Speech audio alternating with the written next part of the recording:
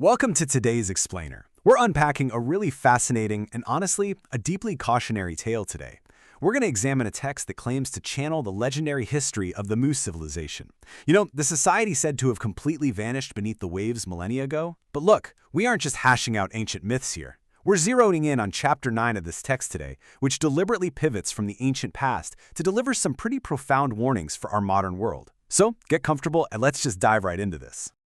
Right off the bat, our source text sets the stage by claiming to reveal the true heart of Mu, the great king of Mu. According to this narrative, Mu was a highly advanced civilization that thrived roughly 17,000 years ago. Just wrap your head around that timeline for a second.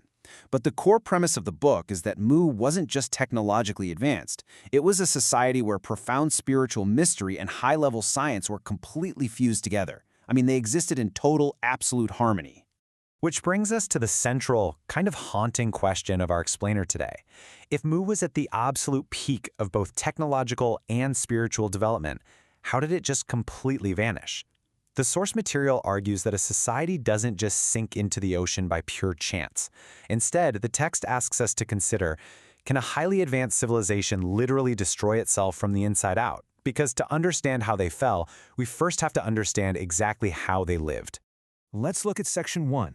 The mystery of Mu and its golden age of harmony. Okay, so to grasp the golden age of Mu, the text introduces a really unique concept that's central to the whole narrative. It calls it the membrane. According to the source, during Mu's early era, the barrier, or this membrane, between the physical, everyday world and the spiritual realm was incredibly thin. It was almost transparent. Because of this, the people of Mu possessed a totally natural, effortless spiritual connection. They understood the divine implicitly, and they used their advanced technology in complete harmony with those spiritual truths. But as we're going to see, a thin membrane requires faith to maintain it. And that brings us right to our second section, science, power, and desire, the turning point. The source details a fatal shift that purportedly took place. Mu's early era, defined by that spiritual harmony and the thin membrane we just talked about, it was eventually replaced by a dark mirror of itself in its final days. That beautiful harmony gave way to extreme materialism. The population developed this relentless lust for power. And the very science that once worked alongside spirituality, it was hijacked to create weapons of mass destruction. It is a classic, absolutely devastating turning point. Let's look at the exact words from the source here. In a specific dialogue channeled in the text, the voice of Mu explains exactly how this happened.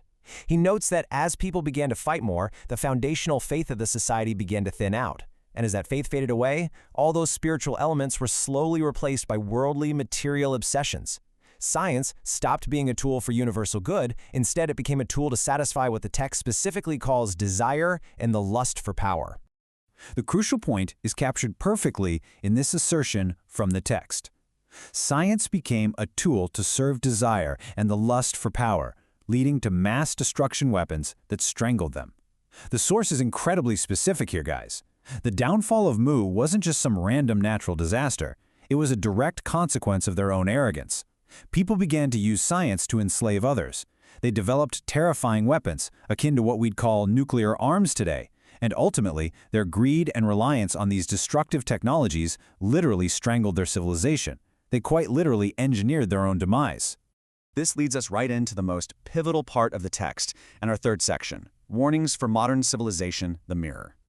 So remember that concept of the membrane we discussed earlier? Well, in Chapter 9, the text turns the mirror directly onto us today. The entity of Mu claims that our modern society is repeating the exact same metaphysical mistake, because our modern world lacks belief that once thin membrane between the physical and spiritual worlds has thickened. It's basically become a brick wall. It is opaque. According to the text, we can no longer see through it, which means we have completely cut ourselves off from spiritual truths, making our society incredibly, incredibly vulnerable. The source outlines several very specific, pointed critiques of our modern era. Let's walk through these warnings because they're intense. First, it points out that today, we view science and spirituality as inherently contradictory rather than complementary like they were in early Mu. Second, our over-reliance on materialism is actively blinding humanity to greater truths. Third, and honestly, quite ominously, the text suggests that our current century is rapidly reaching a dead end. And finally, it introduces this fascinating philosophical argument that the sin of having no faith is actually a greater danger to human survival than ordinary worldly crimes. Why? because a lack of faith corrupts the entire trajectory of a civilization. As things look increasingly bleak, the text shifts gears. Let's look at Section 4, Cataclysms and the Savior, the Prophecy. The narrative here builds to a major prophetic climax. The text channels a strong sense of impending crisis. It suggests that our current civilization's path is entirely unsustainable. There's an explicit mention that we are hitting a wall, and that great Earth changes, massive global cataclysms, are actually on the horizon because of the imbalance we've created. But it's not entirely doom and gloom. The text introduces the concept of a savior arriving right amidst all this chaos. Let's define exactly how the source views this event, though. According to the text, a savior doesn't just arrive when everything is fine and peaceful. No, saviors are inextricably linked to periods of massive, devastating global disasters. The arrival of a spiritual savior and an era of great cataclysms are literally two sides of the exact same coin. The crisis is what triggers the intervention. It's a really striking cosmic mechanic presented by the author. So, what are we actually supposed to do with all of this? That brings us to Section 5. The law of cause and effect. The takeaway. Beneath all the dramatic talk of sinking continents, advanced ancient weapons, and impending global cataclysms, the source grounds its entire argument in what it calls the fundamental law of cause and effect. The destruction of Mu wasn't random, and any future crisis we face won't be random either. Actions have consequences. A civilization that abandons harmony for unchecked desire creates the precise conditions for its own destruction. It's just an inescapable law of the universe, according to these teachings. But the text does offer a philosophical solution. It claims that this world is temporary. When the true self awakens, true freedom appears.